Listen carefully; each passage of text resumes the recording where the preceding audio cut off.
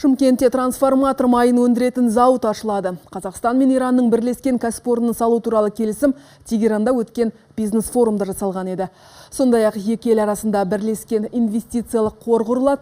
Бұл туралы бүгін Астанада Бәйтерек холдингінің басқарушы директоры Ерсайын Хамитов мәлім етті. Сондай-ақ биыл Иранға 2 миллион доллардың трансформаторларын экспорттау туралы уағдаластыққа қол жеткізілді. Және отандық вагондар мен локомотив және дизельдік қозғалтқыштармен Иранның темір жолын қамтамасыз ететін болдық. Әрі Қазақстанда жасалған мұнай жабдықтарын Иранға жеткізумен айналысатын бірлескен кәсіпорын ашу туралы келісілді. Бұған қоса Иран кәсіпкерлері еліміздің фармацевтика, туризм салаларына қаржы салуға ынталы.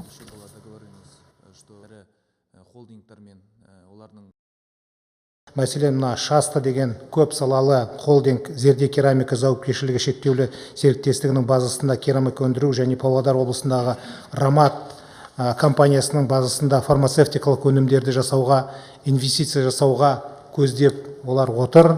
Тағы да Хекта деген холдингі мынау Каспий теңізінде жағалауындағы туризм дамыту және туристік базаларға салуға бізді шақырып жатыр.